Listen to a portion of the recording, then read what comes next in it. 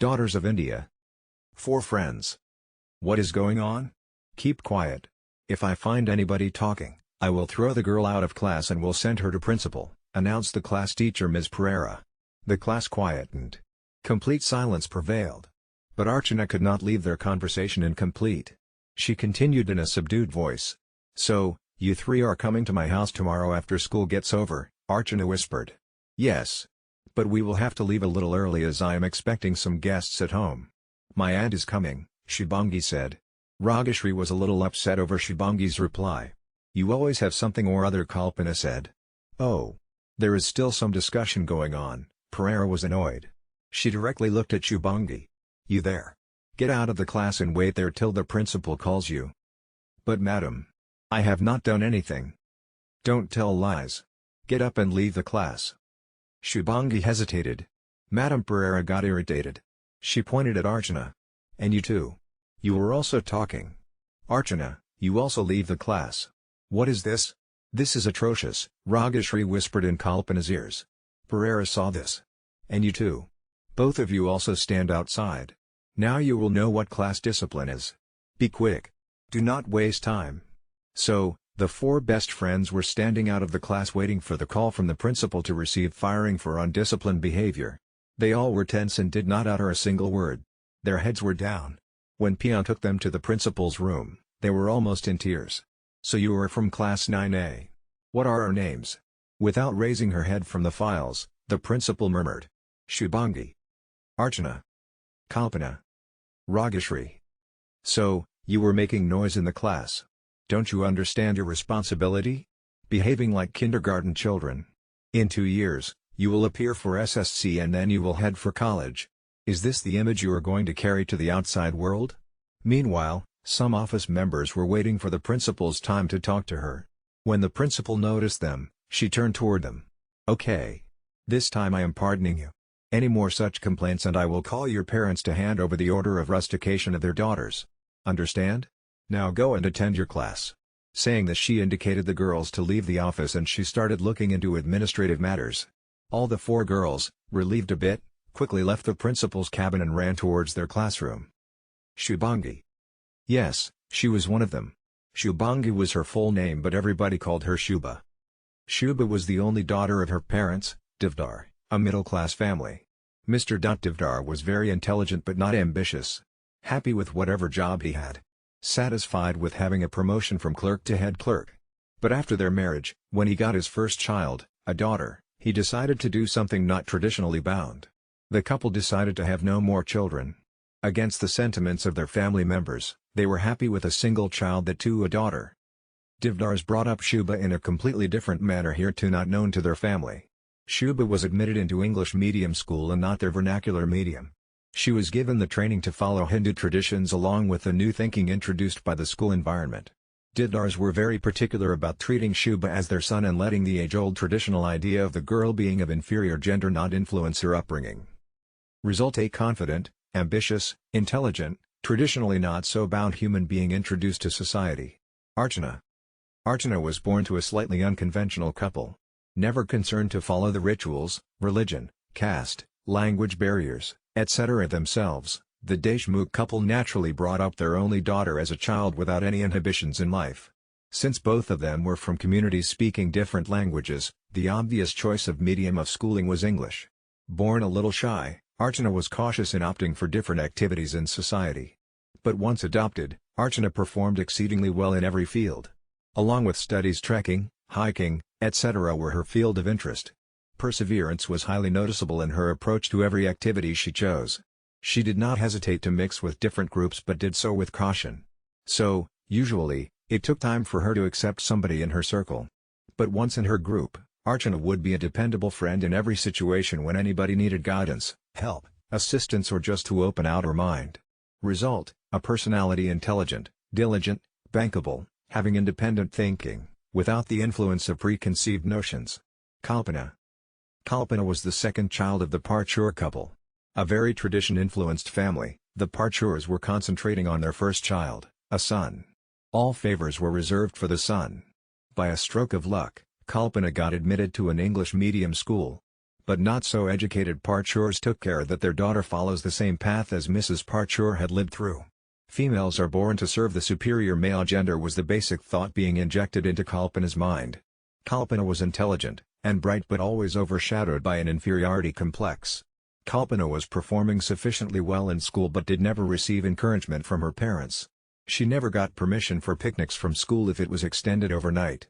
Kalpana was burdened by kitchen work even during her examinations. She was told her goal in life should be to become a good housewife and should concentrate on only house matters. Result: an intelligent personality not allowed to grow fully in an open field. It was trimmed to the ideas of parents who carried traditional bias against the feminine sex. Rageshri. Rageshri was born to a family in a very traditional business community.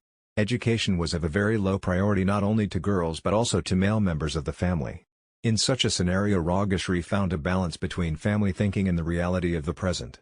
Intelligence combined with sensitivity to other family members' points of view played an important role in Rageshri's career. Initial opposition for post-graduation later was converted into support for further specialization in a foreign country. Result: a strong-willed character, taking traditional restrictions on stride. Quest, I. Shubha entered the USA for post-graduation. Her new life was woven around Java, Python, and the web world. New friends. New assignments. Away from parents. Away from old friends. University classes different from earlier classes. Shared room. Roommates from different countries. Food availability, Western food. Indian preparations, Indian grocery stores. Everything new. Shubha got used to the unfamiliar environment, different food habits, behavioral styles, and distinct types of clothing too. She altered her style of clothing. She changed completely. She adopted the new way of life. Her high IQ made her perform very well in her career studies. Regular telephone calls to parents and reporting progress made Devdars happy. After 2 long years, Shubha got her post-graduation. Devdars were looking forward to Shubha's return to Mumbai and looking for a job. Since India also was making progress fast under changed political leadership, Devdars thought Shubha would get a job of her choice in India only. But Shubha had different plans. She applied to Microsoft, the best job provider for IT aspirants in the US. Shubha got the job and she conveyed the good news to Devdars. On one hand, they were happy that Shubha got the job of her choice, but on the other hand, they also realized that this happening was going to delay her returning to India and her marriage prospects to a boy of their choice. They were prepared that after marriage, to set up her new life with her life partner, it was inevitable that she would stay away from their house and they would be able to visit her place anywhere in India whenever they missed her. But now symptoms were that she was going to stay so far away that their visiting her would be far from easy. Here in US, Shubha was getting extremely busy with her job.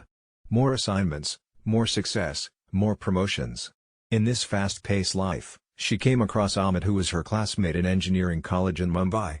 He was also in the IT field but with Google. When she met him first at a conference, it rekindled her college days in India. Amit was a very nice boy, very serious and studious then. Shubha found Amit the same. Some sort of strange feelings were generated in Shubha. She thought if he was inclined, Amit would be the right guy to settle with for life. As per her upbringing, she was interested in an Indian boy, of her religion even if he is from a different community. She thought of her parents. Considering their thinking, Shubha thought Amit would earn their approval. She approached Amit with the proposal and Amit was too glad to coincide. Both decided to get married in India in their parents' presence. Shubha disclosed her decision to her mother. Her mother was upset at first instance.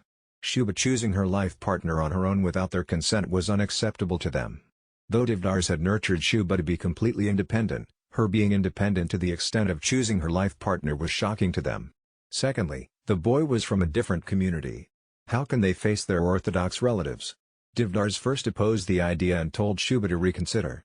They told her of some boys and acquaintances who were well behaved, from their community, and most importantly settled in India only. That would make matters easier. But Shubha was firm on her decision. She tried convincing her parents that the boy was Indian and they would hold up to the very first opportunity to shift to India if their career was not affected. Devdars were not impressed by this promise and were getting slowly inclined to accept the idea of Shubha settling in the USA. They were getting satisfactory reports of Shubha's progress there and were not prepared to apply brakes to her climbing up the ladder by imposing their ideas on her. Finally, both the parents met in Mumbai and chalked out a plan for the wedding in Mumbai after consulting both candidates. Nearly a year had passed since their marriage and Shubha was little free to think of her friends from the school. She was so busy with her career on top of newly married life, that she could not spare even a few minutes to think about them. That evening when she returned home from the office after a hectic schedule, she freshened up and arranged for the dinner to be had soon after Amit's arrival. Cooked on Sunday morning, some Indian-styled vegetable was taken out and put into the microwave for making it hot. Some gravy too was made ready to accompany rice. She looked at her watch. Amit would take nearly an hour more to reach home. She was happy that she had applied for a competitive event in software. She took out the papers and was brushing up the material to be sent to the apex body for evaluation. When Amit arrived, they finished their dinner and sat down to discuss her paper for the competition. Quest 2. Archana completed her post-graduations in India in biological sciences. Decided to pursue studies to get a doctorate, and she applied to various universities for admission. Since the possibility of financial aid from her parents was very bleak, Archana opted for a university in the US that provided a teaching assistantship to support her expenses during her studies. One of the family acquaintances, who was staying in the same city, was contacted, and with her help staying arrangement was made. And Archana started chasing her career goal in a far-off place, away from her own country and new atmosphere.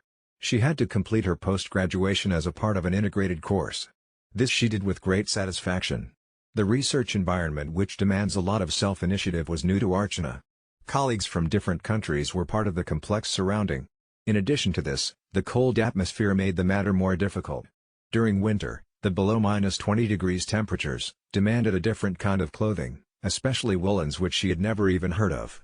The snowfalls, wading her way through heaps of snow, etc. was very new to Archana, which added more thrills to her life than a hindrance. She added skiing as her new avenue to her extracurricular activity in addition to trekking, hiking, etc. Archana was taking her tasks with so much interest that her teaching assignments earned her popularity among the student community. Her elocution skills came to her assistance in her periodical presentations of laboratory work. Everything was going great for Archana when all of a sudden, an unexpected thing happened in the laboratory. The scientist under whose guidance Archana was holding her ground strong, decided to leave the university, and that was a big setback to Archana's career. This incident had put spoke in her ambitions by at least 2 years. A new guide means to start all over again. But firm she was. She consulted her seniors and decided to join another lab where she found a project with prospects for the future. Archana took this setback in her stride and started working on a new project with full vigor. Archana was so much buried in the project work that she had hardly any time for her friends. Weekends were also used to complete the tasks which needed more working hours. Despite total dedicated input, the results were not coming as expected. Archana was getting stretched and buckled under pressure. Any other person would have given up and resigned from the project. But not Archana. Perseverance was a quality that had made her different from others. She fought with the time. She did not succumb to negative results. And her life continued under pressure. Her colleagues Stephen, Roger provided her the necessary solace in her stressful going. They were also struggling for their doctorates, but they understood Archana's point of view and always sided with her when she was found advocating her ideas all alone. After a solid struggle for 5 odd years, Archana got some stunning results. She pursued with them. And yes, that was an extraordinary achievement. Her name was talked about in the field. She received accolades for her work. She informed her parents about this happening. The Deshmukhs were delighted. Now they had obvious thoughts of Archana's marriage. Their half-hearted search for a match for Archana so long now got revitalized and were seriously looking for boys, worthy boys fit for Archana. With their background, their field of search was much wider than conventional, one can think of. Deshmukhs talked freely with Archana and asked her if she had spotted somebody worthy of being her life partner. And to their surprise, the answer was affirmative. Roger, who was her colleague and very good friend, had earned his doctorate and had moved to another city to do postdoctoral research work. As expected, Deshmukhs did not inquire about the caste, religion, or even nationality of the boy. Just asked Archana whether she knew of his interests. Archana answered about how he had helped her in her research work, about his interests in skiing, astronomy, etc. Once she had met his mother and father too. They also were keen on her well-being. Deshmukhs told Archana that they would talk to his parents. Quest 3. Kalpana applied for post-graduation and her mother was very irritated with her. She told her husband, Kalpana's father, "I do not think Kalpana is going in the right direction. When I was opposing putting her in college, your friend suggested letting her do graduation, which will help her get a better life partner. And you agreed to this idea. Now, look at the fruits of that decision. Kalpana wants to continue her studies. She wants to do her post-graduation. What is the use? Ultimately, she has to cook food and manage the kitchen. But this mad girl insists on going for post-graduations. I strongly oppose this idea. Are you crazy to think about studies yet further? Yes, Papa. My friends Archana, Shubha are going for post-graduation. Why not I? Who says I will not manage the kitchen after my post-graduation? I promise I will do everything that Mom wants me to do. But let me complete my post-graduations. After a lot of persuasion insistence from Kalpana, her father agreed to let her do post-graduations. Mother was annoyed. She decided to make Kalpana a good housewife by making her do all sorts of kitchen work. Exam or no exam, project work, or any other assignment, Kalpana was not spared of her kitchen work. Her brother was also studying, but he got all the privileges and was not asked to do any housework. I do not want to be put to shame by making Kalpana study post-graduations and not good at kitchen work. Kalpana's mother used to utter repeatedly. With the spirit to counter all that hardship, Kalpana completed her post-graduations with honors. When she heard that Archana was to go for a PhD, that idea captured her mind too. Baba, I want to do a doctorate, Kalpana said. And there came a firm statement from her father. That is enough. I do not want to hear anything from you. Tomorrow, we have called Mr. Dangade, my friend. His son is an engineer and he will come to see you. If he likes you, you will be married to him next month. Do not even think of further studies. You will be married within a month or so. The next day Tangade family came to see Kalpana. Mrs. Parchur readied Kalpana with a good sari and some gold jewelry. Kalpana looked beautiful and was approved instantly by Tangade's, first by the seniors and then by the junior, Rajan, whose opinion mattered very little. After marriage, Kalpana took charge of Tangade's kitchen and started being an efficient housewife. One day Kalpana opened her heart to Rajan when they were alone in the house. Actually, I wanted to do a PhD in international politics. But my ba opposed it. Can I do it now? I will manage the kitchen as well as my office. Rajan was broad-minded though a bit traditional. He agreed to it. They disclosed the idea to seniors in the house one evening. And that was it. Rajan's mother opposed the idea and threatened to leave the house if Kalpana went to the office. Despite sincere attempts by Rajan to convince his mother, she was adamant about the idea of not allowing her daughter-in-law to go out of the house on daily basis. Luckily, Rajan was on Kalpana's side. He insisted Kalpana should go to an office for further studies. And Mrs. Tangade Sr. did leave for her native place when Kalpana started going to the office. Mr. Tangade also followed his wife and went to their native place. But Rajan stood by Kalpana. She managed her household before going to the office and after coming back home from the office finished all the remaining work. Rajan, traditional on that account, did not help Kalpana even a bit in the kitchen matters. He insisted that the kitchen had to be managed by the lady of the house alone. After a few months, Kalpana conceived and was taken home by Parchurs for delivery. A baby girl was born, which again was resented by both the mothers, Tangade and Parchur. After the newborn baby was 2 months old, Kalpana returned to her house where Rajan was managing somehow. After her return, Kalpana took over and made arrangements for baby care during the hours she was to attend the office. Kalpana found it extremely difficult to manage the baby, office, and house kitchen. Except for moral support from Rajan, everything else was managed by Kalpana. But she did continue. She completed her paperwork when the baby had grown 2 years. And Kalpana was awarded PhD in international politics. She continued her job managing the baby and the kitchen and traveling for an hour by local train to the office. Days passed by and there was a letter from an international organization inviting Kalpana to a conference in the USA. Kalpana had submitted her paper on terrorism and its elimination in an open competition. To her dismay, it had won first prize. And to receive the prize, she was invited with an air ticket to Buffalo, USA. Rajan was very happy, but the idea of Kalpana going alone with the baby did not appeal to him. First, he rejected the idea outright, but then he conceded. He helped Kalpana with the formalities of foreign travel. Quest 4. Rageshri returned home with the application for post-graduation. Her father called her close and said, "Rageshri, we are a business community. We earn money by doing business. Nobody in our family has gone beyond graduation. If men do not study beyond graduation, what will a girl like you will do by getting post-graduation? Look at us. We have not studied beyond our schools, forget college. Still, we have made enough money. Your mother has not studied even in school, but still, she managed her house so efficiently. Your brother is managing the business, but he also has not gone to college. You are the first to have graduated in our family. And now you want to do post-graduation. That is not acceptable." "But, Bapu, This is a new field and if I do post-graduation, it will carry weightage, Rageshri pleaded. Post-graduations and that too in the US. Nothing doing. We will call my sister and ask her to search for a boy for you.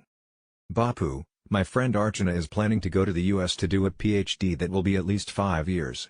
I am thinking of MS which will be only 2 years. Bapu, please. Nothing could convince her father. But once Archana's parents met him and they discussed the same matter. And Rageshri found her father thinking differently. He finally agreed and told the family about his consent. Rageshri's grandmother made her hue and cry. Talking about going beyond tradition will harm Rageshri's marriage prospects. Rageshri, being accommodative, did not give up her efforts to convince her grandmother and her mother, who was not totally against the idea. So finally, Rageshri applied to the US university and after her admission was confirmed, took a flight to the USA. Clinical research was the field of her interest. She landed in Los Angeles and started pursuing her career with full zest. After the successful completion of the course, Rageshri joined an organization and invited her parents to her place. They put up the condition. Unless she agrees to tie the knots with a boy of their choice, they would not be interested in visiting her. Rageshri realized the seriousness of her parents' sentiments. She promised them to go back to India after the completion of a project which would take no more than 6 months. And Rageshri did complete the project successfully, for which she was nominated for an Extraordinary Achievement Award. After reaching India, Rageshri was introduced to a doctor from their community who was settled in Texas, USA. After all the formalities, the marriage was fixed to be conducted in Mumbai and then she would fly back to the US along with her husband and pursue her career there. Conjunction. Kalpana with her 3-year-old daughter landed at the Buffalo airport in the afternoon of Friday. Her conference was supposed to start on Monday. The winter was just setting in December. The sky was overcast. The temperature was around 3 degrees. As informed by the conference organizing committee, Kalpana came prepared with woolen clothing for herself and especially for her daughter. She called for a taxi and headed for the hotel where she was put up by the organizing committee. After checking into the hotel, Kalpana got herself and her baby refreshed. She started thinking how nice it would have been if she was in contact with her friends. They would have been happy if they knew that she was in the US to receive an international award. On the day of the conference, Kalpana reached the conference auditorium well in time. The hall was jam-packed. A few dignitaries took their place on stage. At the predetermined time, the convener took charge of the microphone. Good evening to all. We are so happy that a small event that started 10 years ago, has taken such a strong position in international affairs. To appreciate the achievements of women in different fields, our organization conducts different competitions at international levels and also keeps scanning different publications in scientific fields to note remarkable discoveries by females. This year we have selected 11 women who have done significant work in fields related to human life. Music, international politics, information technology, biology, medicine, dance, sports, religion, painting, astronomy, and administration are the fields in which we found some great women achievers. And I am happy to announce their names and request them to come onto the stage and allow us to felicitate those great personalities who have achieved their goals despite all odds. The path they chose was not an easy one. There were so many obstacles they had to overcome. But they did. They struggled and struggled hard. We salute them with all earnestness. These personalities for different subjects are from different countries. But this year, what a coincidence. There are 4 daughters originally from India. Mrs. Kalpana Tangate has won first prize for her article on how to combat international terrorism.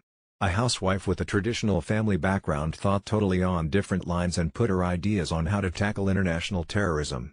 She has proved everyone wrong who thinks housewives cannot think internationally. The second name on the list, a biological scientist, is Archana Deshmukh. Fighting against all odds, Archana found out a phenomenon that was going to help humanity in dealing with many a disease. Archana has defined the word perseverance very profoundly, and with the necessary intelligence, she discovered a relationship between different neurons of the human brain. The third achiever is Shubha, who is a computer scientist who has developed new logic which is going to make use of computers for illiterate persons. The next is Rageshri, who has got extraordinary methods in clinical biology. She has developed some methods which will be a great help in diagnosing psychological diseases.